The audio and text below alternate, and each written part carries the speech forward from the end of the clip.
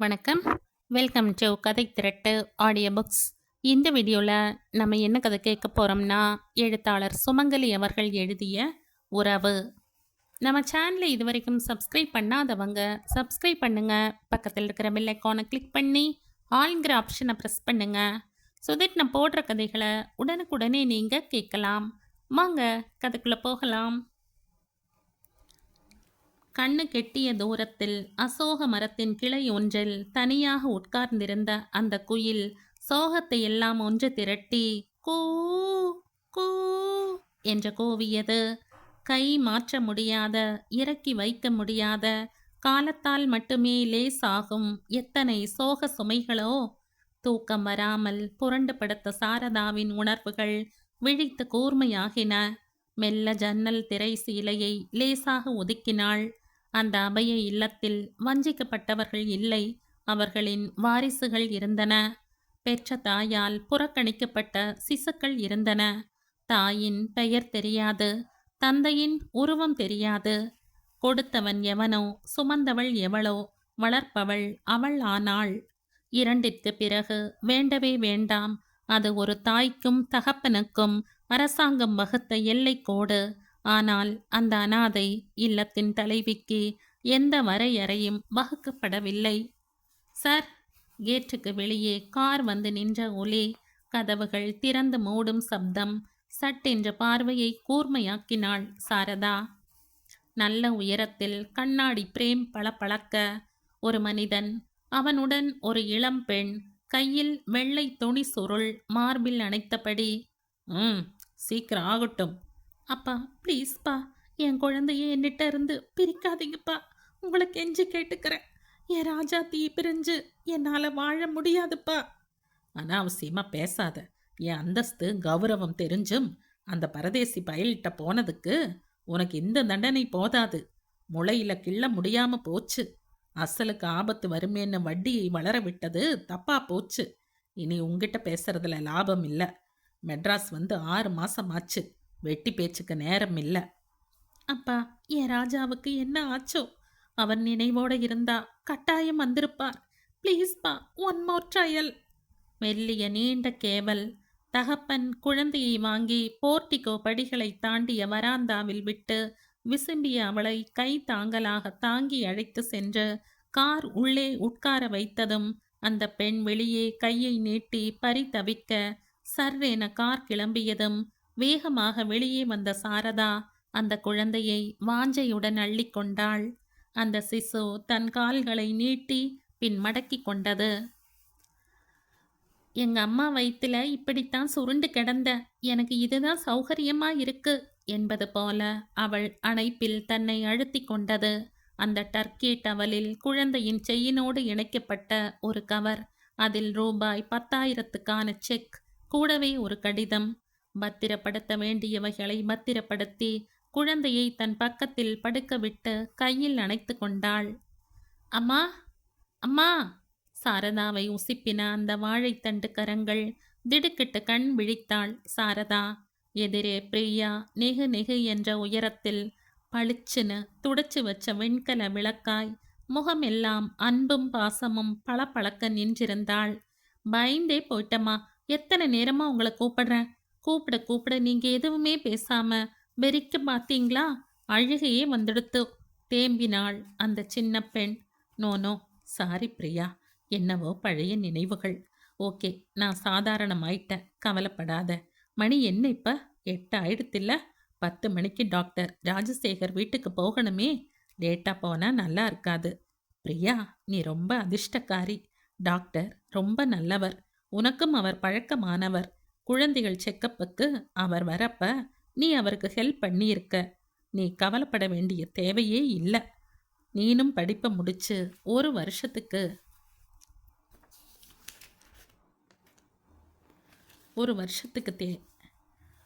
ஒரு வருஷத்துக்கு மேலே ஆச்சு.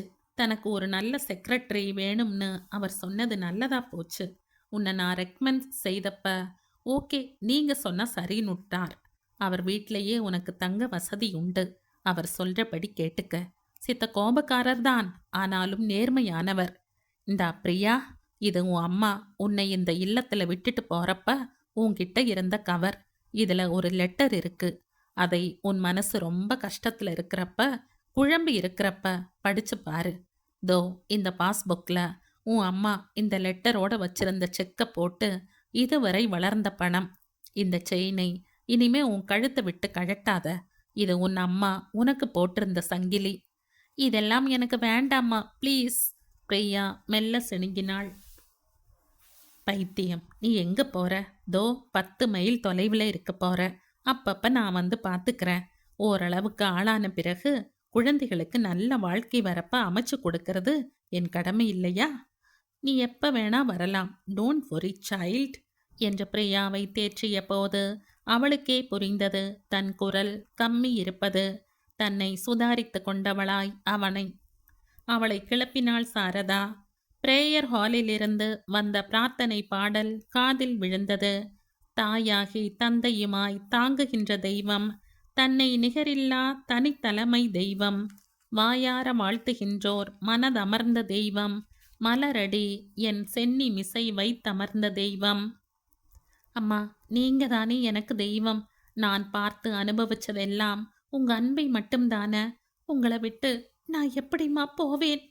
கண்கள் பனிக்க சாரதாவை நமஸ்கரித்து அனைவரிடமும் குரல் கம்ம விடை பெற்று அவள் வளர்த்த குழந்தைகள் கைகளை அசைக்க, அவளுடன் வளர்ந்து உடன் பிறந்தவர்களாய் வாழ்ந்த பெண்கள் அவளை கட்டித் தழுவி விடை கொடுக்க, மெல்ல தன்னை உச்சி மோர்ந்து முத்தமிட்ட சாரதாவின் பிடியில் நெகிழ்ந்து அங்கிருந்து கிளம்பிய போது அவள் உடைந்து விட்டாள். சின்ன பெண்ணாய் விசும்பி விசும்பி அழுதாள். நான் போக மாட்டேன் என்று அடம் பிடித்தாள். அடுத்த 1 மணியில் சமாதானமாக, தன் செய்கைகளுக்கு சின்னதாக வெட்கப்பட்டு மறுபடியும் புதியவளாய் மனம் நிறைந்த பலத்துடன் முதல் நாள் சாரதா தனக்கு சொன்ன அறிவுரைகளை வரிசைப்படுத்தி மனதில் தேக்கி, அம்மா நான் ரெடி, கிளம்பலாமா என்று சொல்லி, பிரியா, நீ இப்படித்தான் இருக்கணும்னு எதிர்பார்த்தேன். மா, என் பிரியா, ஒரு கோழையாக இருக்கக்கூடாது. உன் வாழ்க்கை ஒரு சாதனையா இருக்கணும். சியர்ஸ் என்றபடி சாரதா அவள் கையை பற்றி கொள்ள அவள் வாழ்க்கை பயணத்தின் 2வது அத்தியாயம் ஆரம்பமானது. பளபளவென மொசைக் டைல்ஸ் போட்டிருந்த அந்த குளியலறையின் நீல நிற வர்ணமும் வழுக்கிக் கொண்டு ஓடும் சாண்டில்வுட் சோப்பின் நறுமணமும் உடம்பில் பட்டு ஓடிய தெளிந்த நீரின் ஓட்டமும் ஆகா என்ன சுகம் என்று ஒரு திமிர்த்தனத்தை ஏற்படுத்திய நேரத்தில், ஓ இதெல்லாம் மாயை, இந்த சுகங்கள் என்னும் அகங்காரத்தை வளர்த்துவிட்டால் இத்தனை வருடங்கள் என்னை கண்மணியாய் காப்பாற்றிய அம்மாவின் கனவுகள் சிதைந்துவிடும். என் வாழ்க்கைக்கு சரியான பாதை தென்படாமல் போய்விடும். எல்லா சுகமுமே அந்த நேரத்து நிஜங்கள். சற்று நேரத்தில் காணாம போயிடும். நான் நானாக இருக்கணும், உழைச்சு முன்னுக்கு வரணும் என்ற உறுதி வந்த நேரத்தில் பரபரவென தன் துணிகளை துவைத்து பிழிந்து பிளாஸ்டிக் பக்கெட்டில் எடுத்து வைத்து ஹேங்கரில் தொங்கிய புடவையை பாந்தமாக கட்டி கொண்டு வெளியே வந்தாள். குளிச்சிட்டியாமா? எல்லாம் சௌகரியமா இருக்கா? உனக்கு என்ன வேணும்னாலும் கேளு. நீ என் பொன் மாதிரிமா, சங்கோஜப்படாத. பாசம் குழைந்த அந்த சொற்களில் கட்டுப்பட்டாள் பிரியா. என் பொண்ணு மாதிரி, என் பொண்ணு மாதிரி. திரும்ப திரும்ப அந்த வார்த்தைகள் நெஞ்சில் எதிரொலித்தன. அப்பா, நீங்க எப்படி இருப்பீங்க? இந்த ஐயர் மாதிரியா? உங்க தலை கூட நரைச்சிருக்குமில்ல? அம்மாவை விட்டுட்டு எங்க போயிட்டீங்க நீங்க? நீங்க போயிட்டதால தானே அம்மா என்னை அனாதை ஆசிரமத்துல விட்டுட்டு போயிட்டா. அப்பா, நீங்க எங்க இருக்கீங்க? எனக்கு உங்களை பார்க்கணும் போல இருக்கே. எனக்கு அப்பா இல்லை, அம்மா இல்லை, நான் மட்டும் இருக்கேன். சட்டென்று மனசு சொரிந்து கண்களில் இறுகி மடிய, ஏமா கலங்குற? கலங்காத. அன்னைக்கு சாரதாமா ஃபோன் பண்ணப்ப தெரியுமே, உன்னை பத்தி சொல்லி பத்திரமா பார்த்துக்கோங்கன்னு சொன்னார். அவங்களுக்கு குரல் கம்மி போச்சு. உங்ககிட்ட அந்த அம்மா உசிரியே வச்சிருக்காங்க. நான் அவங்களை சமாதானப்படுத்தி பேசின பிறகுதான் சாதாரணமா ஆனாங்க. டாக்டர் நல்லவர், தங்கம். கோபம்தான் ஜாஸ்தி வரும். அதான் 3 மாசத்துக்கு ஒரு தடவை உங்க ஆசிரமத்துக்கு குழந்தைகள் செக்கப்புக்கு வருவாரே, அப்ப பார்த்திருப்பியே. வேலையில ரொம்ப கண்டிப்பு. நர்சிங் ஹோம்ல இவரை கண்டா எல்லாருக்கும் சிம்ம சொப்பனம். ஆனால் பழகியவங்களுக்கு அவர் ஒரு குழந்தை மாதிரி என்று பேசியபடி அவளிடம் சூடாக காஃபி கலந்து கொடுத்தார். கொஞ்சம் கொஞ்சமாக அந்த திரவம் உள்ளே போக மனசு ஒரு கட்டுக்குள் வந்தது. சொன்ன பேச்சை கேட்பேன் என்று பதவிசு காட்டியது. அந்த பங்களாவில் சமையல் அறையை ஒட்டிய ஒரு அறையை அவளுக்காக ஒதுக்கப்பட்டிருந்தது. டாக்டரும் ஐயரும் தான் அத்தனை பெரிய வீட்டில். டாக்டர் கிளினிக் போய்விட்டால் ஐயரின் வாசம்தான். சமையலறை அவர் சாம்ராஜ்யம். வீட்டின் மொத்த நிர்வாகமும் அவருக்குத்தான். என் உலகமே இதுதான் என்று அந்த வீட்டில் டாக்டரின் மனசில் அவர் நிலைத்து விட்டதாலும், ஐயருக்கு என்று எந்த சம்சார பிணைப்பும் பிடிப்பும் இல்லாததாலும், ஐயர் அந்த வீட்டில் ஒருவராய் இணைந்துவிட்ட நேரத்தில் பிரியா அந்த வீட்டில் நுழைய விதி ஒரு வழியை ஏற்படுத்தி விட்டிருந்தது. அது சாரதா மூலமாக நடக்க வேண்டும் என்று இருந்ததே. கீழ்த்தளத்தில் இன்டென்சிவ் கேர் யூனிட், முதல் மாடியில் ஆபரேஷன் தியேட்டர், பின்பக்கத்தில் பிரசவ அறை, பிடியாட்டிக் கேந்திரா என்ற இரண்டாவது மாடி என்ற அந்த தீபா கிளினிக் அடையாற்றில் ஒரு முக்கிய இடமாக சட்டென்று அடையாளம் காட்டும்படியாகவும் அமைந்திருந்தது. மகராச குழந்தை குட்டிகளோட 100 ஆயுசு இருக்கணும் என்று வாழ்த்தும் நடுவர் கும்பல். ராசா என் சாமி நல்லா இருக்கணும் என்று போற்றும் கீழ்த்தட்டு வருமானமுள்ள மக்கள். It is better you can refer doctor Rajasekar என பேசும் பணக்கார கூட்டம் என்று எல்லோராலும் பேசப்படும் ஒருமுகமாக பாராட்டப்படும் நபராகத்தான் இருந்தார் டாக்டர் சேகர். ஆனால் ரவியை பொறுத்த மட்டில் டாக்டர் ராஜசேகர் ஒரு சிடுமூஞ்சி.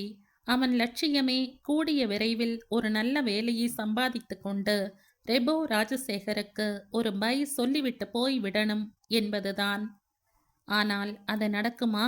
இப்பொழுதும் ஒரு கடுதாசு எழுதி நீட்ட 5 நிமிடத்திற்கு மேல் ஆகாது. ஆனால் அவன் கைகளை கட்டி போட்டது எது?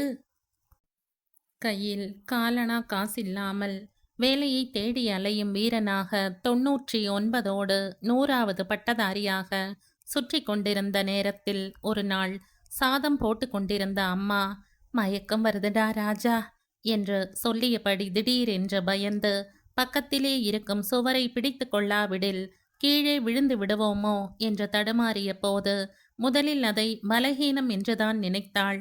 பின்னர் அதையும் மீறி இது சாதாரண பலவீனம் இல்லை என்ற ஒரு உணர்வு பரவி உள்ளுக்குள் அஸ்திவாரம் ஆட்டம் கண்டு விட்டது என்ற வலியுறுத்த தன்னை புரிந்து கொண்டவளாய், ரவிக்கண்ணா, என்னை 4 வருட குழந்தையாய் இருந்தப்ப என்னை தவிக்க விட்டுட்டு உங்க அப்பா போயிட்டார். சின்ன குழந்தை உன்னை வச்சுண்டு நான் பட்ட கஷ்டம் கொஞ்சம் இல்லை. ஆனா இப்ப நீ நன்னா வளர்ந்துட்ட. உனக்கு ஒரு நல்ல வேலை கிடைக்கணும், உனக்கு கல்யாணம் பண்ணி பார்க்கணும் என்றும் எனக்கு மனசுல இப்ப ஏகமா ஆசை நிரம்பி வழியிற நேரத்துல உன்னை விட்டு போயிடுவேனோன்னு மனசுல பயமா இருக்கு. பக்கத்து வீட்டுல சொன்னா, டாக்டர் ராஜசேகர்னு அடையார்ல இருக்கார், போய் பாருங்கோன்னா. அவரை போய் பார்க்கலாமா என்று கேட்டபோது மறுக்க முடியாமல் அவரிடம் அவளை அழைத்து சென்றதும், பரிசோதனை முடிவில் பிரெயின் டியூமர் என்று கண்டுபிடித்ததும், ஆரம்ப நிலையில் இருப்பதால் குணப்படுத்தி விடலாம் என்று நம்பிக்கை கொடுத்ததும், அதை எப்படியோ மோப்பம் பிடித்துவிட்ட மரகதம், டாக்டர் சார், நான் என் பிள்ளைக்கு ஒரு வேலை கிடைத்ததும் செத்தா பரவாயில்ல. அவனுக்கு யாரும் இல்லை டாக்டர். ஒரு வேளை எனக்கு ஏதாவது ஆயிட்டா என் பிள்ளைக்கு ஒரு வேலை போட்டு கொடுத்துடுங்கோ டாக்டர் என்ற கண்ணில் நீர் வழிய டாக்டரை கேட்டபோது, ச்சே, என்னது இந்த அம்மா இப்படி முன்பின் தெரியாத மனுஷங்கிட்ட வைத்தியத்துக்கு வந்த இடத்துல வேலைக்கு பிச்சை கேட்டுண்டு இப்ப எது முக்கியம்? இவள் உசிரை விட அந்த பிசாத்து வேலை ரொம்ப முக்கியமா போச்சா என்ன? இவளுக்கு மூளை கலங்கிடுத்தா என்ன என்ற மனசுக்குள் பொறுமினாலும் டாக்டரிடம் அவளை ஒப்படைத்து காத்திருக்கலானான். நுட்பமாக பரிசோதித்து சிரத்தையுடன் அவளை கட்டாயம் குணப்படுத்தி விடுவது என்ற டாக்டர் போராட, எப்படியாவது குணமாகி விடுவேன் என்ற மரகதத்தின் நம்பிக்கை கை கொடுக்க 6 மாத காலத்தில் நல்ல முறையில் டியூமரை ஆபரேஷன் மூலம் அகற்றி அவளை தீவிர கண்காணிப்பில் வைத்து குணப்படுத்தியதுதான் நிஜம் என்று ஆனது. அம்மா, நீங்க இனி கவலையே பட வேண்டாம். பேரனுக்கு பேரப்பிள்ளையை தூக்கி கொஞ்சி விட்டுத்தான் போவீங்க. பூரணமா குணமாயிட்டீங்க. நீங்க இன்னைக்கு வீட்டுக்கு போகலாம் என்று சொன்னபோது பூரித்து போனாள் மரகதம். முதல் நாள் எதற்கும் இருக்கட்டும் என்று தன் கை வளையல்களை கழற்றி விற்று வந்த பணத்தை கவரில் போட்டு வைத்திருந்தாள். அதை அப்படியே அவரிடம் நீட்டிய போது அதை அப்படியே மறுத்தவராய், ரவி, எதுக்குப்பா இதெல்லாம்? நோனோ, எதையும் எதிர்பார்த்து நான் செய்யல. ப்ளீஸ் தப்பா நினைக்காதீங்க என்ற அந்த கவரை ரவியின் கையில் திணித்து, ரவி, நீங்க இன்னையிலிருந்து வேலையில ஜாயின் பண்ணிடுங்க. அக்கவுண்ட்ஸ் பார்க்க ஒருவர் தேவைப்படுகிறார் என்று சொன்னதோடு நிற்காமல் கையில் அப்பாயின்மெண்ட் ஆர்டரை 5 நிமிடத்தில் கொடுத்தபோது அம்மாவுக்கு தெய்வம் திருப்பதியில் இல்லை, நர்சிங் ஹோமில் இருந்தது. அந்த நன்றிக்கடன் தினம் அம்மாவின் வாயில் புறப்பட்டு அவள் போட்ட சாப்பாட்டின் மூலம் தன்னிடம் ஊறிவிட்டதால் கால் கடுதாசி எழுத கை நடுங்குகிறதா? இல்லை, அதற்கு மேல் ஒரு பிடிப்பு அவனை தடுத்து நிறுத்தியது. ஆணி அடித்தால் போல் அவனை கட்டி போட்டது எது? அது பிரியாவாக இருந்தது. பார்த்த முதல் பார்வையிலேயே தன்னை இழக்க வைத்தவளிடம் வைத்த அதிகமான அன்பில் இருந்தது.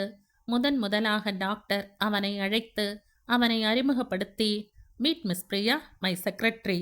By the by miss Priya, இவர் மிஸ்டர் ரவி. உங்களுக்கு இந்த நர்சிங் ஹோமை சுற்றி காண்பிப்பார். ரவி, உங்க சீட்டுக்கு பக்கத்துல இவங்களுக்கும் சீட்டிங் அரேஞ்ச் பண்ணிடுங்க. போன வாரம் வந்த ரெமிங்டனை இவங்களுக்கு கொடுத்துடுங்க. Ravi, please take care of Priya. அசுர வேகத்தில் டாக்டர் விரைந்து மறைய 2 தாமரை மொட்டுக்களை சேர்த்தாற்போல் வணக்கம் தெரிவித்து அவள் தன் கைகளை குவித்த போது பதிலுக்கு வணக்கம் தெரிவிக்க தடுமாறி அவளை எதிர்கொண்டு வாருங்கள் என்று உபசரித்து ஒவ்வொரு மனிதர்களாக ஒவ்வொரு இடமாக அறிமுகம் செய்து கொண்டே போன போது இந்த வேலை, இந்த நர்சிங் ஹோம், ஏன் ரெபோ என்று வர்ணிக்கப்பட்ட டாக்டர் என்ற எல்லாமே பிடித்து போய் தன் மனதில் ஒரு ரசவாத மாற்றம் ஏற்பட்டதை அவனால் மறுக்க முடியாமல் போக ஒவ்வொரு நாள் காலையையும் அவளுக்கு குட் மார்னிங் சொல்வதற்காகவே வரவேற்க ஆரம்பித்தான் ரவி. ஹாய் ரவி, என்ன பகல் தூக்கமா? டாக்டர் வரப்போறார், ப்ளீஸ் ஓப்பன் யுவர் ஐஸ். இதமான வார்த்தைகளால் அவனை தட்டி எழுப்பினாள். அப்பொழுதுதான் உள்ளே நுழைந்த பிரியா. சாரி பிரியா, என்னவோ பழைய நினைவுகள். என்ன சாரி, பாலிஸ்டரா பட்டா? என்ன சொல்றீங்க, புரியலையே திணறினான் ரவி. பின்ன என்ன, நீங்க சாரின்னு சொன்னா டாக்டர் உங்களை புடவை கடைக்குத்தான் அனுப்பி வைப்பார். என்ன அப்படி தீர்க்கமான யோசனை? எந்த கோட்டையில தங்கள் கொடியை பறக்க விட ஆசை? சொல்லுங்கள், டாக்டரையே கொடியேற்றத்துக்கு சிறப்பு விருந்தாளியா அழைச்சிடலாம். கலகலவென சிரித்தாள் பிரியா. ச்ச, அதெல்லாம் ஒண்ணும் இல்ல. அம்மா இந்த ஸ்வீட்டை உங்கள்கிட்ட தர சொன்னா. டிஃபன் டப்பாவை நீட்டினான் ரவி. என்ன விசேஷம் ரவி இன்னைக்கு? சின்ன மணிகள் கிணுகிணுத்தன. இன்னைக்கு என் பர்த்டேயா? Hi, happy birthday to you, many more happy returns. Thank you Priya. No thanks, நான் தான் உங்களுக்கு தேங்க்ஸ் சொல்லணும். பிரியா, நான் ஒன்று கேட்பேன், தப்பா நினைக்க மாட்டீங்களே? மெல்ல ஆரம்பித்தான் ரவி. நோ, தப்பா தான் நினச்சிப்பேன். என்ன ரவி, நீங்கள் ரொம்ப ஃபார்மாலிட்டிஸ் பார்க்குறீங்க? பிரியா, உங்கள் டேட் ஆஃப் பர்த் என்னைக்கு வருதுன்னு சொல்லுங்களேன் ப்ளீஸ். அவன் கண்களில் அவள் பிறந்த நாளை தெரிந்து கொள்ள ஏகப்பட்ட ஆர்வம் அலையடித்தது. ஆனால் திடீரென்று பிரியா இறுகிப்போனாள். முகம் வெளிரியது. சட்டென்று ஒரு அமானுஷ்ய மௌனம் பரவ திடுக்கிட்டு போனான் ரவி. பிரியா, நான் ஏதாவது தப்பா கேட்டுட்டனா? நான் ஒரு பைத்தியம். என்ன பேசுறது, எதை கேட்கறதுன்னு தெரியாம சந்தோஷமான இந்த நேரத்தை பாழாக்கிட்டனே. படபடவென்று பொறிந்தான் ரவி. சட்டென்று அவனை பார்த்தாள் பிரியா. குழந்தைத்தனம் சாயலடிக்கும் இந்த வாலிபனை எதற்காக நான் வருத்தப்பட வைக்க வேண்டும்? கபடமற்ற இவன் மனசில் என் பொருட்டு எத்தனை சிநேகிதம். இவனை ஏமாத்துறதுல எனக்கு என்ன லாபம்? மெல்ல தன்னை தயார் பண்ணி கொண்டாள் பிரியா. என்னை பற்றி முழுதுமாக சொன்னால் என்னிடம் இவன் கொண்ட சிநேகிதத்தை புறக்கணித்து விடுவானோ என்ற பயத்தை பின் தள்ளி மெல்ல ஆரம்பித்தாள் பிரியா. ரவி, இந்த உலகத்துல எனக்கு எல்லாமே சாரதாம்மா தான். என்னை பெத்தவ என் அனாதையா அபய இல்லத்துல விட்டுட்டு போயிட்டா. என் தகப்பன் யார், தாய் யார் என்ற கேள்விக்கு விடை தெரியாது. தாய் தகப்பனை அறியாதவளுக்கு பிறந்த நாள் எப்படி தெரியும்? நான் இப்ப இந்த நிலைக்கு வந்து நல்லா இருப்பதற்கு காரணம் அவங்கதான். திடமாக, சிக்கல் இல்லாமல், பிசிறு அடிக்காமல் சொல்லி முடித்தாள் பிரியா. பிரியா, போதும் பிரியா, ஸ்டாப் இட். நீங்க அனாதை இல்ல, என்னைக்குமே நீங்க அனாதை இல்ல. நான் இருக்கேன் பிரியா. என் அம்மா இருக்காங்க. ப்ளீஸ் எப்பொழுதும் சந்தோஷமா நீங்க இருக்கணும். எனக்கு அதுதான் ஆசை Priya. Ravi, take it easy. Tense ஆகாதீங்க. நம்ம வாழ்க்கையை ஒரு நல்ல அர்த்தமுள்ளதா ஆக்கிக்கணும்னு அம்மா சொல்வாங்க. அதனால எனக்கு இதனால எந்த வருத்தமும் இல்ல. நீங்க கவலைப்படாதீங்க ரவி. டாக்டர் வர நேரமாச்சு. நான் போறேன். பிரியா விரைந்தாள். டைனிங் டேபிளில் தட்டுக்களை அலம்பி துடைத்து வைத்தவள் டேபிள் ஃபேனை சுழல விட்டாள். விம் போட்டு தேய்த்து கழுவிய கண்ணாடி டம்ளர் கொஞ்சம் என்னை நிமிர்ந்து பார்க்க கூடாதாக்கும் என்று பிகு பண்ணி கொண்டிருந்தது. மணி 9 நெருங்கிக் கொண்டிருந்தது. ஞாயிற்றுக்கிழமையின் லேசான சோம்பேறித்தனம் அந்த வீட்டையும் விட்டு வைக்கவில்லை. அன்று ஒரு நாள்தான் ராஜசேகர் நிதானமாக உட்கார்ந்து சாப்பிடும் நாள். பார்த்து பார்த்து செய்த சமையலை ஒரு ஒரு முறை டேஸ்ட் செய்து பார்த்தாள். மனசுக்கு திருப்தியாகத்தான் இருந்தது. மனசுக்கு பிடித்தவாளுக்கென்று செய்யும்போது மனசு லேசில் சமாதானம் அடைவதில்லை. சுக்கு தட்டி போட்டு செய்திருந்த புழுங்கலரிசி கஞ்சியினை லேசாக உப்பு சேர்த்து திட்டம் பார்த்து நார்த்தங்காய் தொட்டுக்க வைத்து ஐயரிடம் கொண்டு கொடுத்தாள். கஞ்சியாம்மா? சின்ன குழந்தையாட்டமா கேட்டாலும் ஒரு வாய் குடித்து பார்த்த ஐயர், பிரியா பேசாம இன்னும் 4 நாளைக்கு இப்படியே படுத்து கிடக்கலாமான்னு இருக்கு. திடுக்கிட்ட பிரியா, என்ன ஐயர் இப்படி சொல்றேள் என்று மறண்டு பார்த்தவுடன், பயந்துட்டியாமா? இந்த புழுங்கலரிசி கஞ்சிக்காகவே இன்னும் 1 வாரம் படுத்துக்கலாம்னு பார்க்கறேன். சட்டென்ற திருப்தியான பிரியா, போங்க ஐயர். ஜுரம் இருந்து கசந்த வாய்க்குத்தான் இந்த கஞ்சி அமிர்தம். நன்னா ஆனா 2 நாளைக்கெல்லாம் இந்த கஞ்சியை யார் வேண்டி சாப்பிடுவாங்க? சாம்பார் சாதமும் மாவடுமா 2 பிடி பிடிக்கலாம்னு தோணும். டாக்டருக்கு சாப்பிட டைம் ஆகலை? பூனைக்கு மணி கட்டும்படி ஆச்சே என்ற தவிப்பு அவள் பேச்சில் சாயல் அடித்தது. ஏமா, வருஷம் 2 ஆகலை, இன்னமுமா இந்த பயம்? இப்ப என்ன குடிமுழுகி போச்சு? போய் கூப்பிடுமா.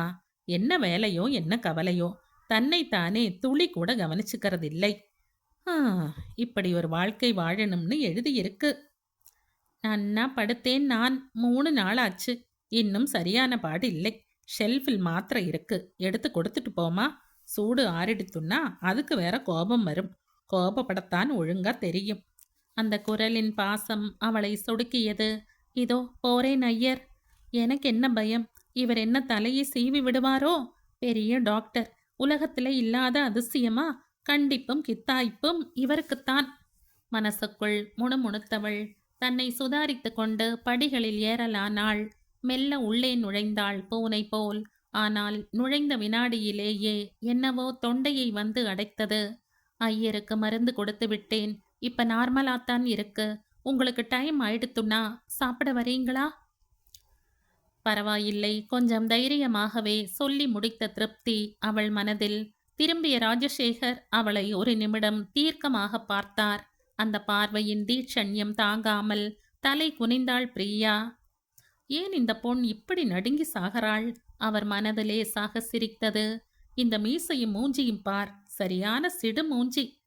அது என்னமா புலி ஆட்டமா பார்க்கறது? ஜென்டிலா பார்க்க தெரியாது? இதுக்கு எவன்தான் டாக்டர் பட்டம் கொடுத்தானோ? அவள் மனசு அவனை ஒரு முறை சாடி அடங்கியது. பாவமாக இருந்த மனசு கொஞ்சம் இறங்கவே, பிரியா மெத்தென்று சட்டென்று ராகம் மாறிய அந்த குரல் அவளுக்கு புதியதாக இருந்தது. என்ன என்பது போல மெல்ல ஏறிட்டு பார்த்தாள். மிரண்டு சுழன்ற அந்த பார்வை மகிழ்ச்சியுடன் அவனை சந்தித்தது. நிஜமாகவே நீங்கள் தானா கூப்பிடுவது? சட்டென உங்கள் குரலின் மாற்றம். இது நிஜமாகவே நான் நம்பலாமா என்று சொல்லாமல் சொன்ன பார்வை சின்ன சந்தோஷத்தை சட்டென வெளியிட்டது. சமையல் ரெடினா? I am also ready. 5 நிமிடத்தில் நான் வரேன். மெல்ல சிரித்தபடி சொன்னபோது நிஜமாகவே அந்த சிரிப்பு ரொம்ப நன்றாகத்தான் இருந்தது. நீ போகலாம் என்று சொல்லாமல் சொல்லிய அந்த திட்டவட்டமான சிரிப்பு அவளை திருப்பியது. எனக்கு கூட கவர்ச்சியாக சிரிக்க தெரியும் என்ற அந்த சிரிப்பில் ஜில்லிட்டுத்தான் போனாள் பிரியா. டாக்டருக்கு அது பிடிக்கும், டாக்டருக்கு இது பிடிக்கும் என்று ஐயர் பேசிக்கொண்டே சமைப்பதையும் அவர் ரசனைக்கு ஏற்றபடி வியஜனங்களை கூட்டுவதையும் கேட்டு கேட்டு பழகிய பிரியாவுக்கு அவருக்கு பிடித்தமாக சமையல் செய்வது அத்தனை கடினமாக இல்லை. பருப்பு துவையலும் மிளகு குழம்பும் செய்திருந்தாள். அப்பளத்தை பொன்னாக சுட்டு மூடியிருந்தாள். பூண்டை நசுக்கி போட்டு தக்காளி ரசமும் பாசிப்பருப்பை சேர்த்து பெங்களூர் கத்திரிக்காய் கூட்டும் செய்திருந்தாள். டக்குன்னு சொன்னபடி 5 நிமிடத்தில் அவன் டேபிள் முன் ரெடியாக இருந்தான். ஒவ்வொன்றாக பரிமாற ஆரம்பித்தவள் நெய்யை உருக்கி மிளகு குழம்பு சாதத்தில் விட்டாள். இன்னும் கொஞ்சம் விடட்டுமா? காரம் தூக்கலா இருக்கோ என அவள் பார்க்க. திட்டமா இருக்கு, நெய் போதும் என்று அவன் பார்க்க. எத்தனை பாங்காக திட்டமாக தினமும் சமைத்து போடுவது போல் ருசி அறிந்து பரிமாறுகிறாள். இத்தனை சுவையாக சமைக்க, ஓ, இந்த பெண்ணால் எத்தனை அழகாக முடிகிறது! பார்வைகள் சந்தித்து மீண்டன. வானத்தில் இருந்து இறங்கிய மின்னல் பூமியை தாக்கியது. பார்வை இழந்தவள் ஒரு அபலைப் பெண். சுண்டி இழுத்த அந்த பார்வை இதயத்தின் நுட்பமான பகுதியை தொட சொல்லத் தெரியாத அந்த காந்த அலைகள் மெல்ல வட்டமிட ஒரு சின்ன உலகத்தின் கதவு மெல்ல திறந்து கொண்டது. வெள்ளி டம்ளரில் தெளிவாக ரசத்தை கொண்டு வைத்தவள் கப்பில் உறைய வைத்திருந்த தயிரை ஃப்ரிட்ஜிலிருந்து எடுத்து வைத்தாள். சாப்பிட்டு முடித்தவர் கை கழுவி வரவும் டவலை அவரிடம் நீட்டிய பிரியா சட்டென்று அவர் பார்வையில் இருந்து அகன்றாள். ஐயர் உடம்பு எப்படி இருக்கு? ஸ்டெத்தை ஆட்டியபடி டாக்டர் வரவே ஒதுங்கி நின்றிருந்த பிரியாவிடம், ஐயருக்கு உடம்பு தேவலை, இருந்தாலும் இன்னும் 2 நாட்களுக்கு ரெஸ்ட் தேவை. என்ன, மருந்தெல்லாம் ஒழுங்காக சாப்பிடுகிறீர்களா? ஒரு முறை அவர் கண்கள் அவரை நோட்டமிட்டன. சாப்பிடுகிறேனே. Then okay. கம்பீரமாக அவர் திரும்புவதை பார்த்து கொண்டிருந்த பிரியாவுக்கு அப்பாடி என்ற மூச்சு வந்தது. சிடு மூஞ்சி மெதுவா போய் சேர்ந்தது. நிமிஷங்கள் மெல்ல மணிகளாயின. ஏமா சாப்பிடல? தன் பக்கத்திலேயே மண்டியிட்டு உட்கார்ந்திருந்த அந்த பெண்ணை பார்க்க பார்க்க அவருக்கு பரிதாபமாக இருந்தது. சாப்பிட்டா போச்சு. சாப்பிடுமா, போமா போ. நீ சாப்பிட்டுட்டு வர்றதுக்குள்ள நான் ஒரு குட்டி தூக்கம் போட்டுடுறேன், சரியா? சரி ஐயர். சமையல் உள்ளில் தட்டை போட்டுக்கொண்டு தானே பரிமாறிக்கொண்டவள் சாதத்தை குழம்புடன் கலந்து ஒரு கவளம் விழுங்கினாள். குபுக்கென்ற பொங்கியது கண்ணீர். கண்ணை உறுத்தி கொண்டு இன்னும் கொஞ்ச நேரத்தில் வழிய போகிறேன் என்று பயமுறுத்தி கொண்டிருந்தது. அம்மா, நீங்க இல்லையே என்கிட்ட. இப்ப இந்த பாக்கியத்துக்கெல்லாம் நீங்க தாம்மா காரணம். அம்மா, என்னை அறியாம என் மனசு அந்த முசுட்டு டாக்டர் கிட்ட போயிடுத்துமா. என்ன மாதிரி தான் நீங்களும் ஒரு வேளை அப்பா கிட்ட மனசை கொடுத்துட்டு தவிச்சிங்களோ? ஏன்பா, காலமுச்சூடும் இந்த வீட்டில் அவருக்கு பணிவிடை செய்துண்டு இருக்க மாட்டமான்னு மனசு அலையிறதுமா. அம்மா, நானோ ஊர் பேர் தெரியாத அனாதை. அவரோ பெயரும் புகழும் வாய்ந்த டாக்டர். அவர் அந்தஸ்து என்ன, புகழ் என்ன? தர்மத்துக்கு இறங்கி 4 அணா பிச்சை போட்டா, சார் சார், நீங்க ரொம்ப நல்லவங்களா இருக்கீங்களே, நான் உங்க வீட்டுக்கே வந்துடுறேன் நானும். அடி வயிற்றில் இருந்து குமரிய எண்ணங்கள் தொண்டையை காய வைத்தது. இது என்ன பாந்தமில்லாத ஆசைகள்? துடைப்பக்கட்டை பட்டு குஞ்சலம் கேட்கிறதாம். நம்பிக்கைகள் நலிந்தவையாக இருந்தாலும் மனசிலே ஏதோ ஒரு உறுதி திட்டவட்டமாக அவளை சமாதானப்படுத்தியது. அசடு, பொழுதன்னிக்கும் என்ன பலவீனமோ, இப்ப என்ன ஆயிடுத்தோ? விதி இருந்தால் தானே நடக்கும். இப்படி ஒரு கோழையா நான் வளர்ந்திருப்பது தெரிந்தால் அம்மா நிச்சயம் கோபிச்சுப்பாங்க. வாட்டர் ஷேம்னு பரிகாசமா பார்ப்பாங்க. வயிறு காஞ்சிடுக்கு, முதல்ல அதை ரொப்பு, எல்லாம் சரியாகும்.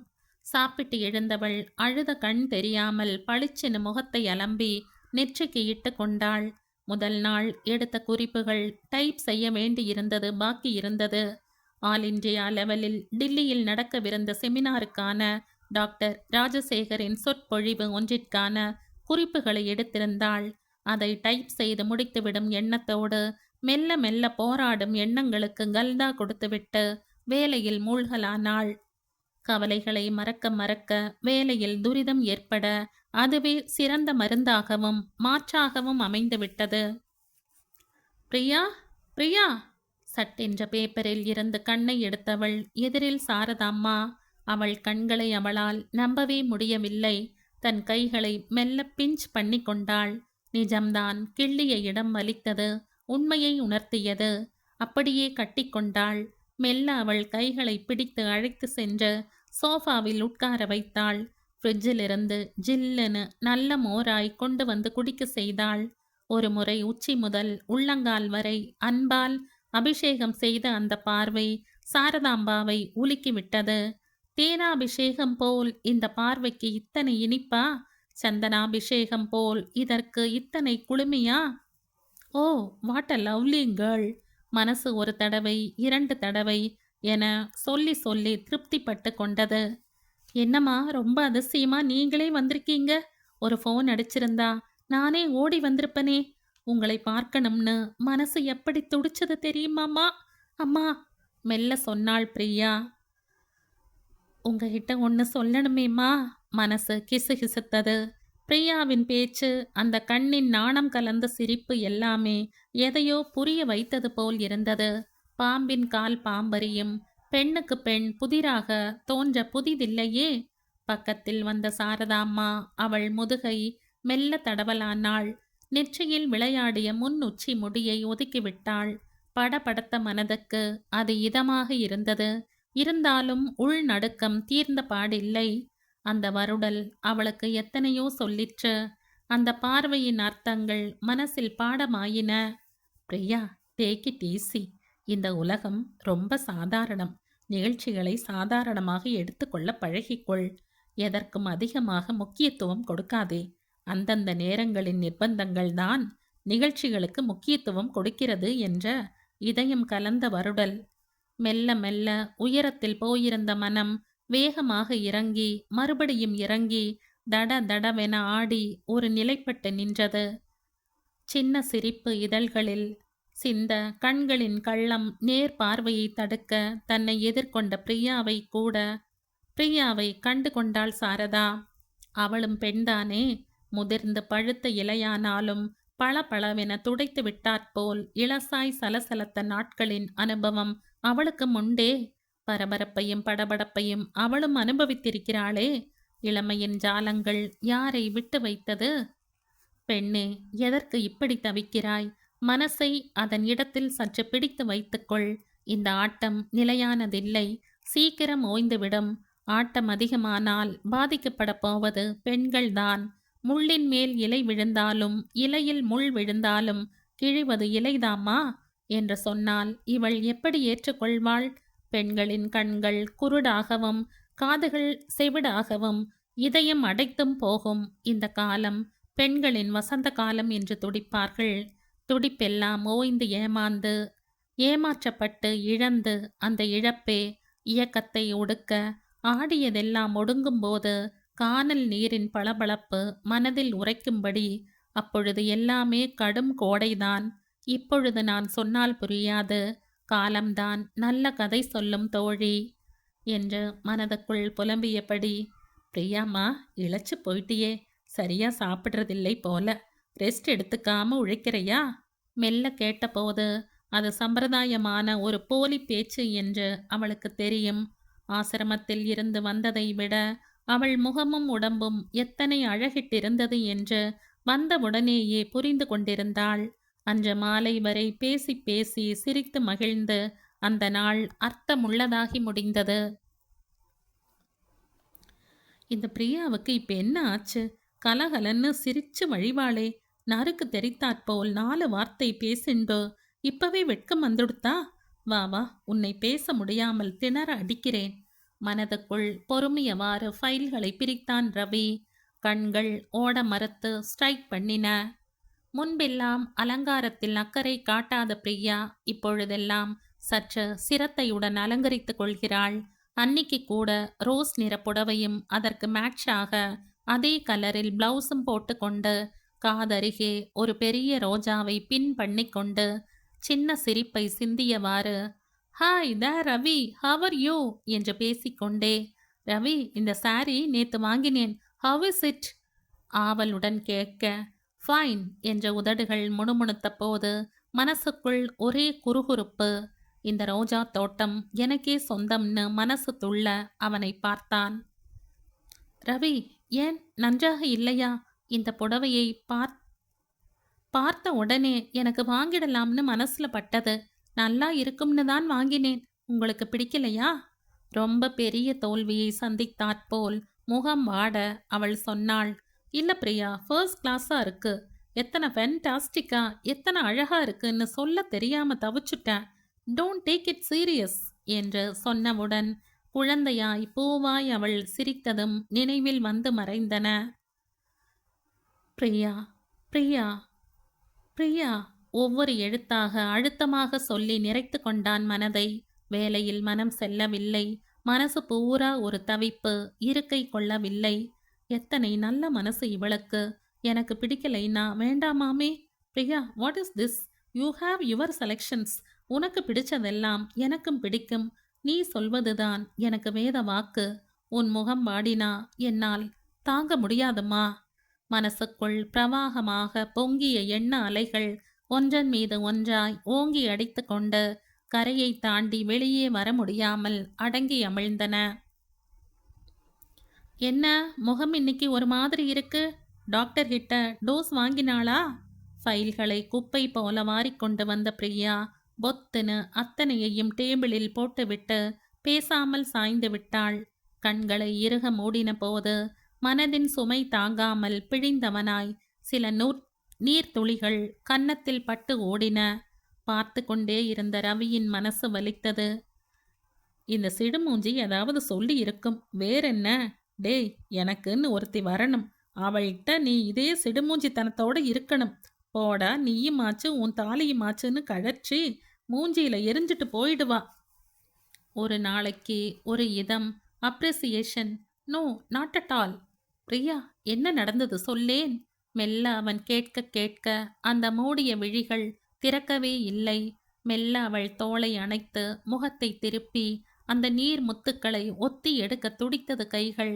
டோன்ட் பி சில்லி என்ற முதுகை வருடி சின்னதாக அந்த கன்னத்தில் லேசாக விரலால் தட்ட துடித்தது மனம். டாக்டர் இருக்கிறாரா? இப்பத்தான் கிளம்பி ஜிஹெச்சுக்கு போச்சு. மார்னிங் மதன் கோபால் ஃபோன் பண்ணார். நான் தான் அட்டன் பண்ணேன். டாக்டர் வெளியில் போயிருந்தார். இம்மீடியட்டா ஜிஹெச்சுக்கு டாக்டரை வர சொல்லி சொன்னார் மதன் கோபால். குறிப்பு புத்தகத்தில் வழக்கமாக எழுதும் நான் ஏனோ அப்படி செய்ய மறந்துவிட்டேன். வேலை மும்முரத்தில் நான் அதை மறந்தே விட்டேன். டாக்டர் வந்த பிறகு மறுபடியும் மதன் கோபால் ஃபோன் பண்ணி இருக்கார். மதன் கோபால் தான் ஃபோன் பண்ணினதையும் சொல்லியிருக்கார். வந்ததே கோபம். கண்ணா பின்னான்னு திட்டிட்டு போயிட்டார். எனக்கு என்ன ஆச்சு இப்படி மறக்க? You know the value of life அப்படின்னு கேட்குறார் ரவி. எனக்கு எத்தனை ஷேமா போயிட்டது தெரியுமா? மெல்ல அவள் விம்மிய போது அவனுக்கு தாங்கவே இல்லை. மனதால் நேசிப்பவர்களின் கடுமையான பேச்சு அந்த இதயத்தை எப்படி நோகடித்து விட்டது. No, it is not fair. Priya, take it easy Priya. நீங்கள் வேண்டுமென்று மறுக்கவில்லை. நடந்தது நடந்துவிட்டது. வர வர ரொம்ப ஆப்சென்ட் மைண்ட் ஆகிட்டு வரீங்க. சரி வாங்க, போய் காஃபி சாப்பிட்டுட்டு வரலாம். கெட்டப், மணி 5 அடிக்க போகிறது. நேரே உங்கள் வீட்டுக்கு போகலாம். மறுக்க முடியாமல் கிளம்பினாள் பிரியா. வீட்டுக்கு வந்தவள் ஐயரிடம் 2 காஃபி வேண்டும் என்று சொல்லிவிட்டு உள்ளே போனாள். போன சுருக்கில் நன்றாக கழுவிக்கொண்டு பளிச்சென்று நெற்றிக்கு இட்டு கொண்டு வந்து உட்கார்ந்தாள். மனசு கூட சுத்தமா துடைத்து விட்டாற்போல் கொஞ்சம் தெளிவாகி விட்டது போல லேசாக தோணிற்று. சுட சுட காஃபியை கொண்டு வந்து வைத்த ஐயர், என்ன ரவி, சௌக்கியமா? நல்லபடியா உடம்பு ஒன்றும் இல்லாமல் சாதாரணமா இருக்கீங்களா? டிஃபன் ஏதாவது கொண்டு வரட்டுமா? நோனோ, டிஃபன் எல்லாம் ஒன்றும் வேண்டாம் ஐயர். அம்மா, ஹீ இஸ் நார்மல். அம்மா, ஷீ இஸ் நார்மல். காஃபியை குடித்து கொண்டே, பிரியா, ஐயர் காஃபி மாதிரி ஹோட்டல் இம்பாலாவில் கூட கிடைக்காது. தனி மனம். மனம் விட்டு அவன் பாராட்டிய போது ஐயர் மனதுக்குள் சில எண்ணங்கள் புரண்டு கொண்டிருந்தன. இந்த சிறுசுகள் 2ஐயும் பகவான் தான் சேர்த்து வைக்கணும். தங்கமான ஜோடி. பிரியா, நான் கிளம்பட்டுமா? டாக்டர் வந்துட போறார். கொஞ்சம் வேலை இருக்குள்ள. டாக்டர் எங்க அதுக்குள்ள வரப்போறார்? வந்ததும் வந்த கொஞ்ச நேரம் இருந்துட்டு தான் போயேன்பா சொல்லிக்கொண்டே நகர்ந்தார் ஐயர். சிறுசுகள் மனம் விட்டு பேசிக்கும். நந்தி ஆட்டமா, நான் என்னத்துக்கு குறுக்க நிற்கணும்? பிரியா, நான் உங்ககிட்ட ரொம்ப நாளாகவே ஒரு விஷயம் சொல்லணும்னு நினைக்கிறேன். தப்பா நினைக்க கூடாது. மெல்ல இழுத்தான் ரவி. தவறாகவா? உங்களையா? நெவர். ரவி, உங்களை கோபிக்கவோ வெறுக்கவோ என்னால் முடியாது. ரவி, நான் கூட உங்களிடம் ஒன்று சொல்லணும்னு நினைச்சேன். Good luck. நீங்களே முந்திக் கொண்டீர்கள். மெல்ல சிரித்தாள் பிரியா. மனசை சுண்டி இழுக்கிற மாதிரி சிரிக்க இவள் ஒருத்தியால் தான் முடியும். சிரிப்புக்கே உயிர் கொடுத்து உலவ விட. ஓ, சிலிர்த்து கொண்டான் ரவி. நீங்கள் தான் முதலில். நோ நோ, நீங்கள் தான் முதலில். ப்ளீஸ் பிரியா, நீங்கள் தான் முதலில் சொல்லுங்களேன். அவள் வாயால் அந்த உன்னதமான வார்த்தையை முதலில் அள்ளிக்கொள்ளப் போகும் ஆர்வம் மனதில் மகிழ்ச்சி அலைகளை ஆரம்பித்தது. ம், சொல்லுங்களேன். மெல்ல அடி எடுத்து கொடுத்தான் ரவி. நல்லதோ கெட்டதோ முதலில் நெகிழ்பவள் பெண்தான்.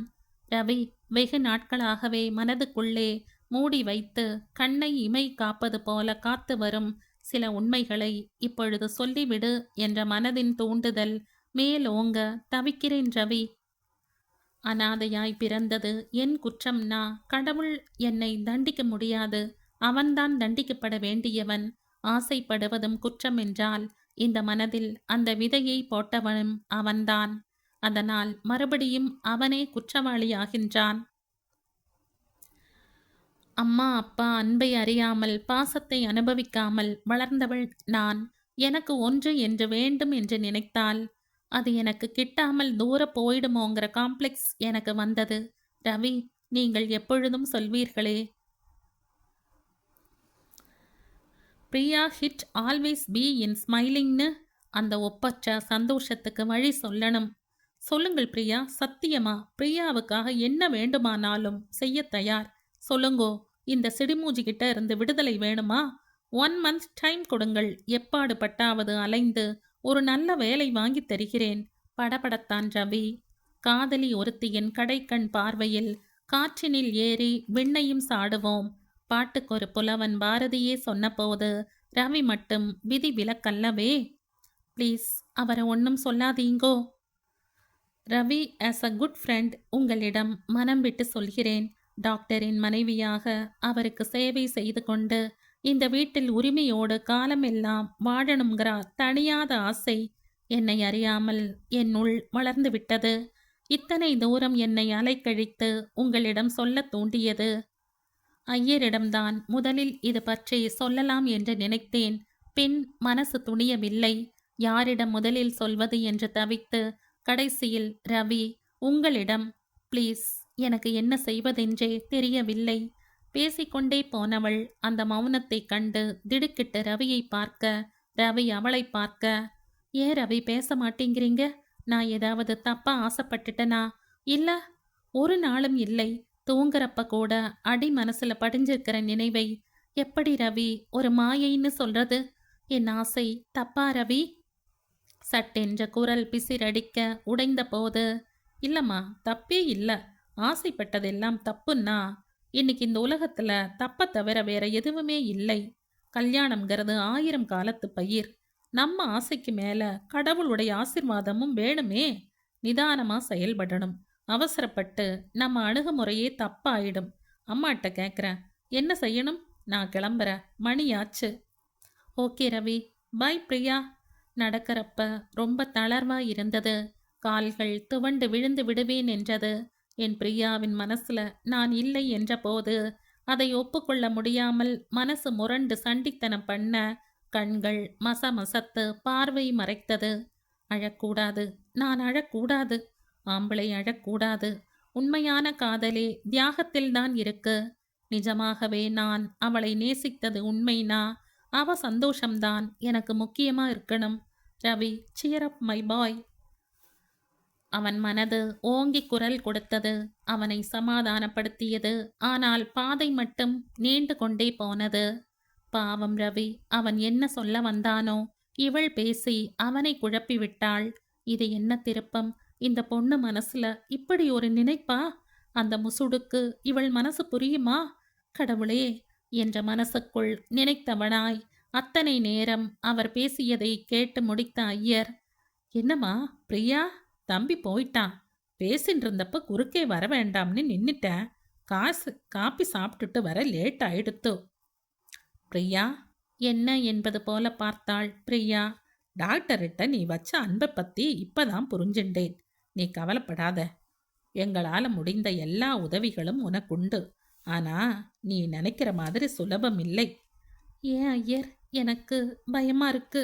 பயப்பட்டா முடியுமா? தண்ணியில விழுந்தாச்சு. நீச்சல் அடிச்சு கரை ஏறித்தான் ஆகணும். சுழல் நம்மை இழுக்குத்தான் இழுக்கும்.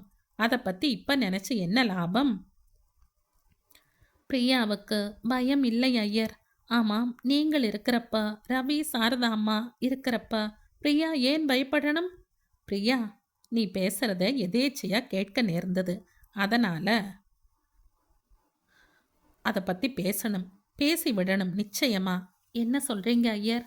ஆமாம்மா, டாக்டர் சின்ன வயசுல காலேஜில் படிச்சுட்டு இருந்தப்ப அவர் கூட தீபான்னு ஒரு பொண்ணு படிச்சா. 2 பேரும் ஒருத்தரை ஒருத்தர் அப்படி நேசிச்சா. டாக்டர் அப்பா அம்மா ரொம்ப பரந்த மனசு உள்ளவா. பிள்ளையோட விருப்பத்துக்கு குறுக்க நிக்க விரும்பல. அவன் சந்தோஷமா இருக்கணும், அதுதான் எங்களுக்கு வேணும்னுட்டா. அதே மாதிரி தீபாவோட பெற்றவர்களும் குறுக்க நிக்கல. படிப்பு முடியட்டும்னு காத்துட்டு இருந்தா. விதி இருக்கே, அது யார் யாரை சேர்த்து வைக்கணும்னு ஏற்கனவே முடிச்சு போட்டு விட்டது. மனுஷா மனப்பூர்வமா ஒத்துண்ட போதும் இந்த கல்யாணம் நடக்காம போச்சு. லீவுக்காக அம்மா வீட்டுக்கு கிளம்பி போன பொண்ணு அப்புறம் ஹாஸ்டலுக்கு திரும்ப முடியாமையே போயிடுத்து. ரயில்ல டிக்கெட் வெயிட்டிங்ல இருந்ததுன்னு பஸ்ல கிளம்பி போனா. அவள் அக்காவுக்கு குழந்தை பிறந்த செய்தி வரவே குழந்தையை பார்க்கணுங்கிற ஆசையில கிளம்பினா. எந்த நேரத்துல கிளம்பினாளோ, திண்டுக்கல் தாண்டறப்ப எதிரே வேகமா ராங் சைட்ல வந்த லாரி மோதினதுல பஸ்ல பயணம் பண்ணின ஒருத்தருமே பிழைக்கல. பெட்ரோல் லாரியா தானும் எரிந்து அந்த பஸ்ஸையும் எரிச்சுடுத்து. கடைசி நிமிஷம் பஸ் புறப்படுறப்ப மட்டும் இருந்து கையசைக்க அனுப்பிட்டு வந்த ராஜா உடைஞ்சு போயிட்டான். ரொம்ப நாள் பித்து பிடிச்சாப்ல இருந்தான். அந்த கன்றாவியை ஏன் கேட்குற? பிள்ளையை பார்த்து பெத்தவள் பித்தாவே ஆயிட்டா. எத்தனையோ சமாதானங்கள், யார் யாரோ. அந்த வருஷம் பரீட்சை கூட எழுதல போலிருக்கு. காலம் நகர நகர அவன் கொஞ்சம் சாதாரணமானான். அப்புறம்தான் டாக்டர் படிப்பு முடிஞ்சு வெளிநாட்டில் படிப்பு முடிச்சு வந்து இந்த நர்சிங் ஹோம் கட்டினார் அவங்க பேர்ல. தீபாவும் டாக்டருமா ஏழைகளுக்கு இலவசமா சிகிச்சை பண்ணணும்னு ஆரம்ப நாள்ல ஆசைப்பட்டவர்கள். அவள் போன பிறகு அவள் தனக்கு கொடுத்த கட்டளையை நினைச்சுக்கிட்டு இந்த டாக்டர் தொழில மூழ்கிட்டார் ராஜா. ஒருத்தர் பின்னால ஒருத்தரா பெரிய ஐயாவும் அம்மாவும் போன பிறகு அவரை தனியே விட்டு போக பிரியமில்லாம நானும் கிராமத்துக்கு திரும்பவே இல்லை. இதுதாமா அவருடைய சரித்திரம். நான் எதுக்கு இத்தனையும் சொல்றேன்னா, உன் மனசுல அவரை பத்திய நினைவை வச்சுருக்க. அவரை பத்தி நீ தெரிஞ்சுக்கிறது முக்கியம் இல்லையா? கடவுள் இருக்கார், அவரை நம்பு. காலமெல்லாம் போனவளை நினைச்சிட்டு இப்படி இருக்கிறதும் ஒரு விதத்துல தப்புதான். ஆனால் அது அவரது வாழ்க்கை. அந்த வாழ்க்கை எப்படி இருக்கணும்னு தீர்மானிக்கிறது அவரது உரிமை இல்லையா? பிரியா, போதும்மா, இன்னைக்கு இது போதும். ஐயர் போய்விட்டார். பிரியா அப்படியே உட்கார்ந்து விட்டாள். உங்கள்கிட்ட கொஞ்சம் பர்சனலா பேசணும். நேராக களத்தில் இறங்கினார் டாக்டர். சுருக்கெழுத்து நோட்டை மூடியவள் சட்டென்று எழுந்து நின்றாள். உட்கார். டப்பென்று உட்கார்ந்தாள் பிரியா. தொண்டை வறண்டது. நாவில் ஈரப்பசை இல்லாமல் காய்ந்து போனது. ரவிகிட்ட பேசினதை கேட்ட. மனசுக்குள் உன் அறியாமையை நினைச்சா வருத்தமா இருக்கு. ஆனா உன் பேச்சில் இருந்த தெளிவையும் தைரியத்தையும் பாராட்டாம இருக்க முடியல. டாக்டர் ஒரு நிமிஷம் நிறுத்தினார். குப்பென்று வியர்த்தது பிரியாவுக்கு. ஓ, இந்த ஆளுக்கு எல்லாம் தெரிஞ்சு போச்சா? சட்டென்று மனசு லேசானது. அப்பாடா, எப்படியோ இவருக்கு என் மனசு தெரிஞ்சு போச்சு. எப்படி தெரிவிக்கிறதுன்னு தவிச்ச எனக்கு ஒரு வேலை மிச்சம். பிரியா, மெல்ல நிமிர்ந்தாள் பிரியா. என்னை பத்தி ஐயர் சொன்னார், எனக்கு தெரியும். ஆனால் என் மனசுல உங்களை தெய்வமா, என்னை வாழ வைக்கிற உத்தமரா நினைச்சிட்டேன். தப்புதான், நான் அனாதை. எனக்கு உங்களை நினைக்கிற அருகதை இல்லை. என்னை நீங்க ஏத்துக்கிறது உங்க இஷ்டம். ஆனால் என்னை இந்த வீட்டை விட்டு போக சொல்லிடாதீங்க ப்ளீஸ். மேற்கொண்டு என்ன பேசுவது என்று தெரியாமல் கை எடுத்து கும்பிட்ட பிரியா வினாடியில் கீழே இறங்கி போய்விட்டாள். தன் அறைக்குள் நுழைந்து கதவை தாளிட்டாள். அம்மா! சட்டென்று மனசு பொங்க ஓடி சென்று பெட்டியை திறந்தாள். கவரை எடுத்து பிரித்தாள். அவள் அம்மா அவளுக்கு எழுதிய கடிதம். எத்தனையோ வருஷங்களுக்கு முன்னால் எழுதப்பட்ட கடிதம். என் குழந்தை இதை படிப்பாள் என்று நம்பிக்கையுடன் எழுதப்பட்ட கடிதம். ஒவ்வொரு வரியாக கண்கள் ஓடின. கண்களில் பொங்கி வழிந்த கண்கள் பொங்கி வழிந்து பார்வையை மறைத்தது. அடி வயிற்றில் இருந்து புரட்டி கொண்டு வந்தது. நான் வீடு கூட போக மாட்டேம்மா. உன் வயிற்றை வஞ்சகம் பண்ணிய என் கரங்கள் கனக்கின்றன. உன்கிட்ட நிரந்தரமா போயிடுவேன்னு தோன்றது. என் ஜீவன் பிரிந்தாலும் என் ஆவி உன்னை சுத்தித்தான் வரும். என் கண்ணே, போறேம்மா. உன் சங்கிலியால் இருக்கும் லாக்கெட்டை திற. அதில் உன் அம்மாவும் அப்பாவும் இருக்கோம். உன் அம்மா சாந்தி. அந்த கடிதத்தோடு ஒரு பேப்பர் கட்டிங் இணைக்கப்பட்டிருந்தது. சென்னையில் இருந்து பெங்களூர் செல்லும் வழியில் சித்தூர் அருகே எதிரே வந்த லாரியுடன் பலமாக மோதிய காரில் இருந்த ஒரு பெண்ணும் அந்த பெண்ணின் தந்தையும் ஸ்தலத்திலேயே மாண்ட செய்தி. குறிப்பு: பிரபல தொழிலதிபர் சோமசுந்தரம் அவர் மகளும் என்று அடையாளம் காட்டப்பட்ட குறிப்பும் பிரசுரமாக இருந்தது.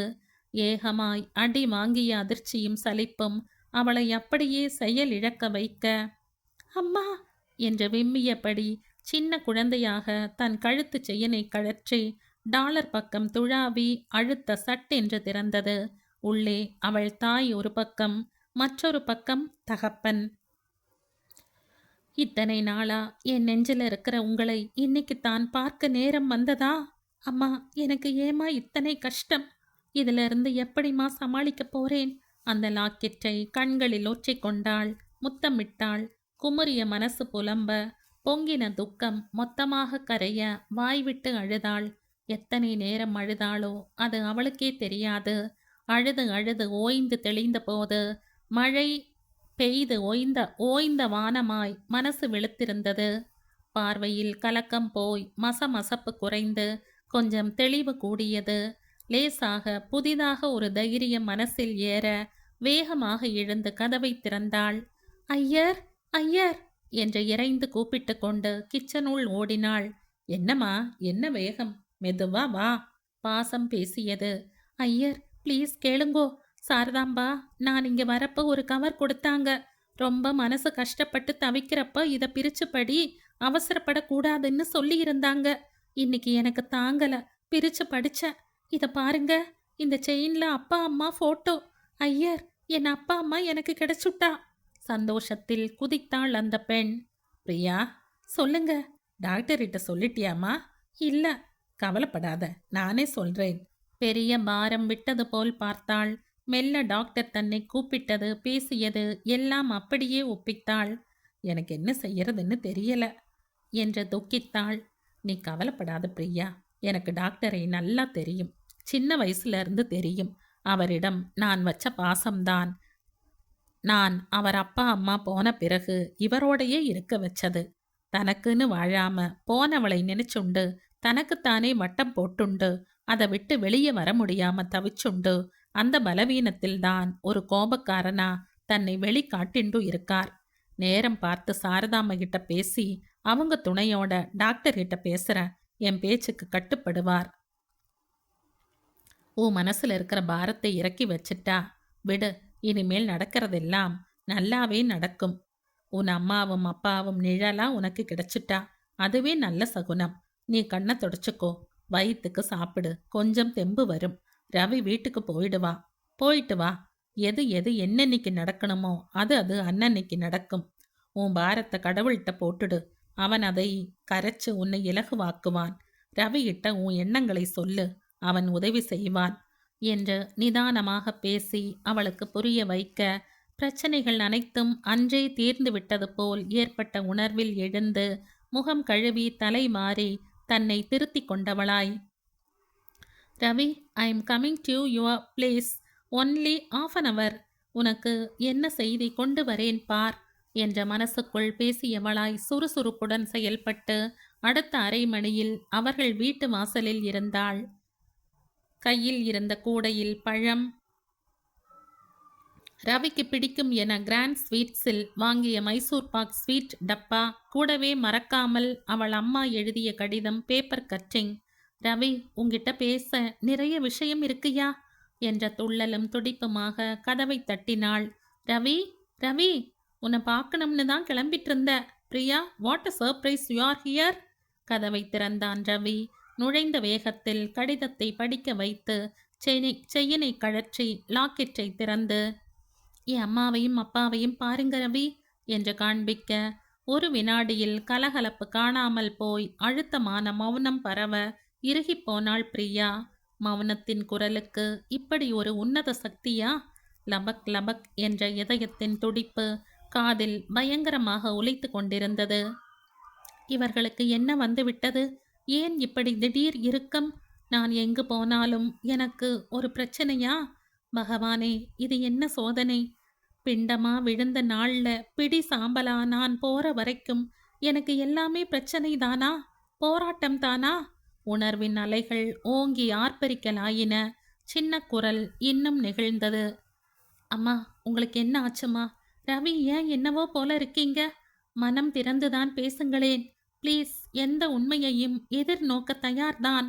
மெல்ல அவள் சொன்னபோது ஏனோ குரல் அடைத்து அந்த குரலின் அவலம் அவனை உசுப்பியது. சட்டென்று சமாளித்து கொண்டவனாய், what Priya, you should never கிரைம்மா. My Priya should always be in smiling. தோ வர, ஒரு நிமிஷம். உள்ளே விரைந்தான். மரகதம் பிரியாவையே பார்த்து கொண்டிருந்தாள். அந்த பார்வையில் தவிப்பு, ஏக்கம், இன்னொன்றில் பாசம், தாபம். சட்டென்ற மனதின் நீர்க்குமிழிகள் பட் பட் என்று உடைய, எண்ணங்களின் உடைப்பு எழுச்சியை உண்டு பண்ண கண்கள் பனித்தன. அம்மா. மெல்ல விசும்பும் பிரியாவை பார்த்த மரகதத்தின் அடிவயிறு ஜிவ் என்று சுண்டி இழுத்தது. பிரியா. சட்டென்று அவளை அணைத்து கொண்டு அந்த குலுங்கும் முதுகை, தோளை மெல்ல தடவி விடலானாள். உள்ளே இருந்து விரைந்து வந்த ரவி, பிரியாமா, சீ ஹியர், நம் அப்பா, உன் அம்மாவும் நம் அப்பாவும். பிரியா சட்டென்று அந்த போட்டோவை வாங்கி பார்த்தாள். லாக்கெட்டில் தென்பட்ட அதே போட்டோ, சற்று பெரிய அளவில். அவள் அம்மாவும் அப்பாவும் சிரித்து கொண்டு வாழ்க்கையே வென்று வாங்கிவிட்ட மதர்ப்போடு, இந்த உலகம் இப்பொழுது எங்களை என்ன செய்துவிட முடியும் என்ற கர்வத்தோடு, வாழ்க்கை காவியமும் இல்லை, கதையும் இல்லை, கண் முன்னால் நடக்கும் யதார்த்தம்தான் வாழ்க்கை என்று உணர்த்திவிட்ட திருப்தியோடு மெல்ல அந்த போட்டோவை கண்களில் ஊற்றிக்கொண்டாள் பிரியா. பிரியா, அழாதம்மா. கடைசியில தெய்வம் உன்னை எங்களிடம் கொண்டு சேர்த்ததே, அதை நினைச்சு சந்தோஷப்படுமா. உன்னை பார்த்த நாள்ல இருந்து இனம் புரியாத ஈர்ப்பு உன்னிடம் என்னை நெருக்கியதே, அது எதற்குத்தான்மா? உன் மழலையை கேட்காம, உன் பிஞ்சு கால்களின் நடையை பார்க்காம போய் சேர உங்க அம்மாவுக்கு எப்படி மனசு வந்தது? ரவி, உன் உடன் பிறந்தவளை பாரடா ராஜா. இன்னைக்கு தானே நீ சொன்ன, பிரியா மனசு போல கல்யாணம் நடந்துட்டா, நீ என்ன சொன்னாலும் நான் கேட்கிறேன்னு. இத்தனை வருஷம் கழிச்சு உன் கூட பிறந்தவளா உன் பிரியாவே கிடைச்சுட்டா. என் தெய்வம் கண்ணை மூடுறப்ப கூட சாந்தா சாந்தான்னு புலம்பிண்டே தானே உசிரை விட்டார். இப்படி சுடர் மாதிரி பொண்ணை பார்க்காமலேயே போயிட்டாரே.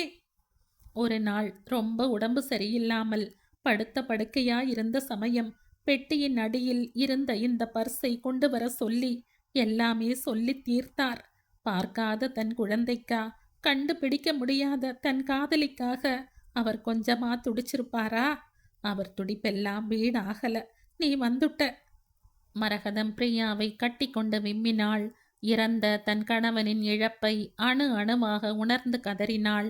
சிலையாக உட்கார்ந்து விட்டிருந்தாள் பிரியா. இத்தனை வருடங்கள் கழித்து எனக்கு இப்படி ஒரு பந்தத்தின் பிணைப்பா? யாருமே இல்லைன்னு உருகினேனே. எனக்கு ஒரு சின்னம்மா, என் சுகத்தை தன் சுகமாக கருதும் ஒரு உடன் பிறப்பு. ஹவ் லக்கி ஐ ஆம். ரவி. பிரியா. அந்த விரல்களை பற்றி பிரியமாக வருடி அவள் முன் உச்சியை ஒதுக்கி அவளை பார்த்தபோது, பிரியாமா, நான் எப்படிப்பட்ட விபத்திலிருந்து தப்பினேன். என் பிரியா, உன் கண்ணிலிருந்து ஒரு நாளும் கண்ணீர் மறக்கூடாது. என் அம்மா குட்டி செல்ல கண்ணு, ஐ லவ் யூன்னு சொல்ல இருந்தனே, பைத்தியக்கார பாவி.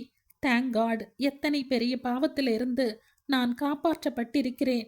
My God, you have saved me என்று கூறாமல் கூறிய அந்த வருடல்களில் இதம் பிரிந்த சிலிர்ப்புகள்.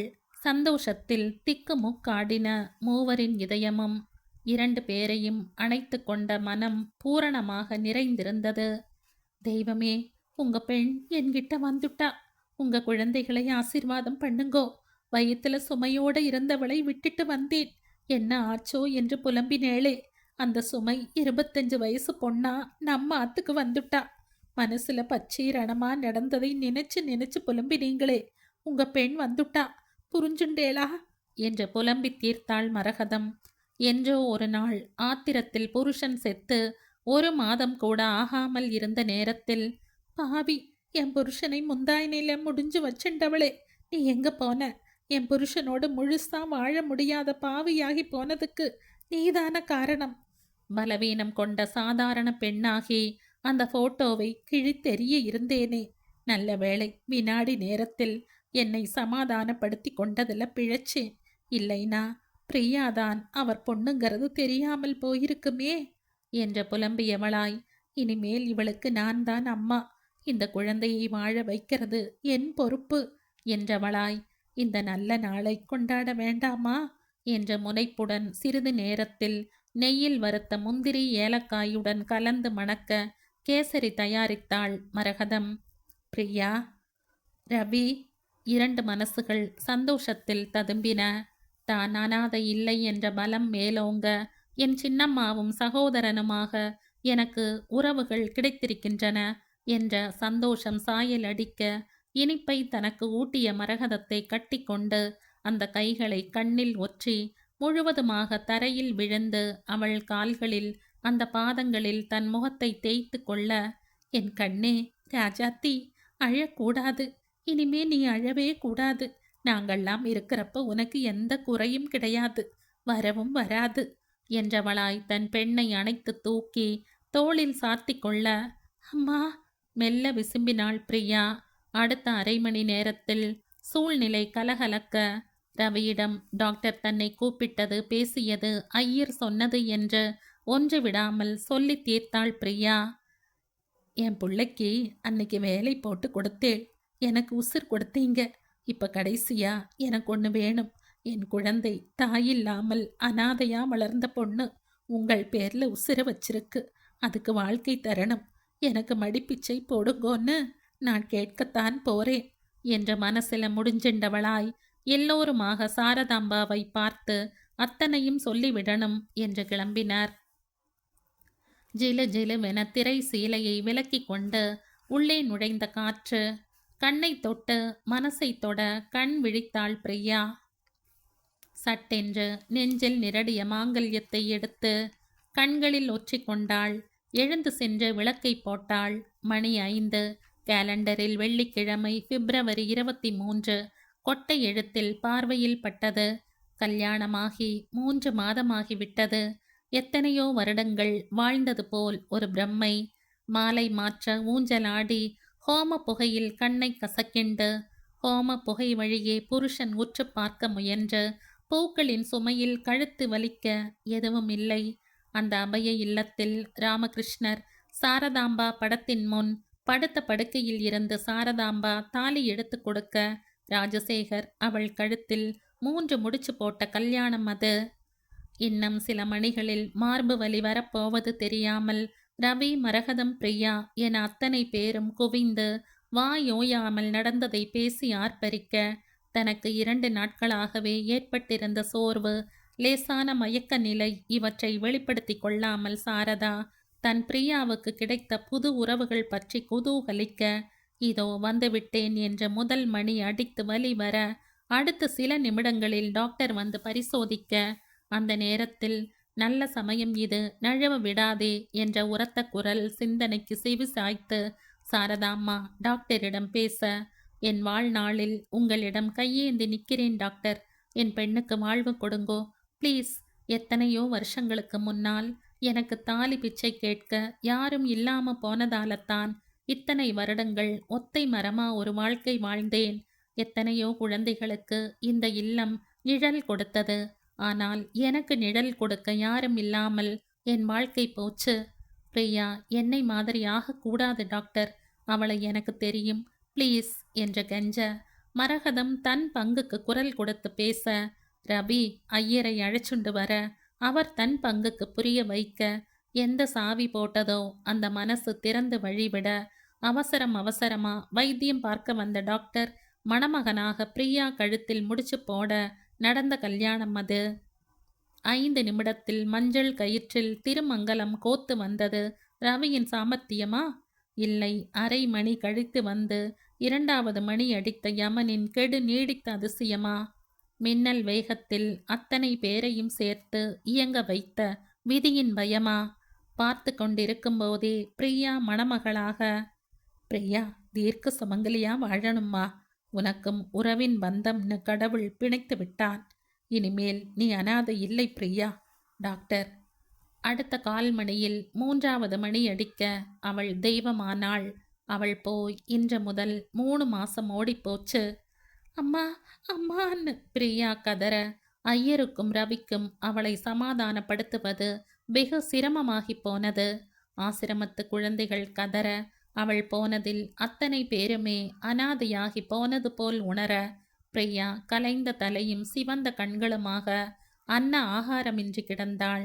பக்கத்திலேயே மரகதம் இருந்து அவ்வப்போது கொஞ்சம் குடிக்க கொடுத்து 10 நாளும் நீடித்த நிலையில் அவளை சமாதானப்படுத்தி வீட்டுக்கு அழைச்சுண்டு வந்து கொஞ்சம் கொஞ்சமா பேசி புரிய வைத்து 45 நாட்கள் முடியவே ஒரு நல்ல நாள் பார்த்து சம்பிரதாயங்களை முழுசுமா விடாம ஏதோ ஏனோ தானோனும் இல்லாமல் கொஞ்சம் ஸ்வீட், பழங்கள், பிரியாவுக்கு புடவை, சில நகைகள், சேகருக்கு வேட்டி சட்டை எல்லாம் வாங்கி எடுத்துக்கொண்டு டாக்டர் வீட்டில் விட்டு வந்தாள்.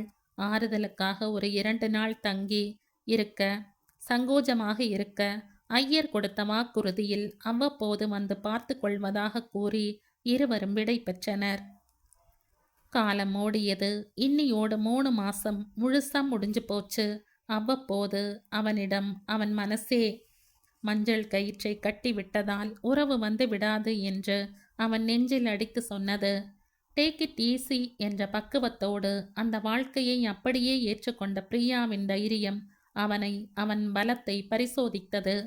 உங்களால் என்னை வெல்ல முடியாது என்ற பாச பார்வையின் பலம், என்னை பார், உன் பெண்டாட்டி கால்ல சதா உறவாடின்றிருக்கேன் என்ற மெட்டியின் மெல்லிய ஓசை ஏற்படுத்திய பயம் என்ற நாட்கள் புரண்டன. நம்பிக்கைதான் வாழ்க்கை. அந்த நம்பிக்கையில் உயிர் மூச்சால் வெற்றி அவளுக்கு உண்டு. நாளை பொழுது விடியும் என்பது இன்றைய இரவின் நம்பிக்கை. உறவு மென்மையானது, கூடவே பலமானதும் கூட. அவன் மனைவி அவள் என்ற புனித உறவு உருவாக கொஞ்ச காலமாகலாம். ஆனால் இவன் கொண்ட வாழ்க்கை உறவின் உயிர் உருக்கொள்ளும். இது ஒரு பிரசவம்தான். வலி உண்டு, ஆனால் பெண்மை சோர்வதில்லை. கர்ப்பத்தில் விழுந்த கருவை போல் உருவாகும் ஜனனம்தான். அதற்கும் கொஞ்சம் அவகாசம் தேவை. அந்த உறவுக்காக அதன் சொந்தக்காரி காத்திருக்கிறாள்.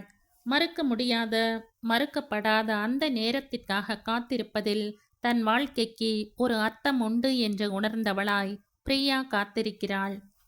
காத்திருப்பது சுகம் என்று காத்திருக்கிறாள். காலையிலும் மாலையிலும் தொடர்ந்து இரவானாலும் வீசும் காற்றிலும் விடும் மூச்சிலும் உருவம் இல்லாத அந்த உறவின் உயிர் காலப்போக்கில் ஜனனத்தை நிகழ்த்தும் நேரத்திற்காக காத்திருக்கிறாள். முடிச்சை போட்டவன் இறைவன். அவனுக்கு தெரியும் அந்த ஜனனம் எப்பொழுது நிகழும் என்று.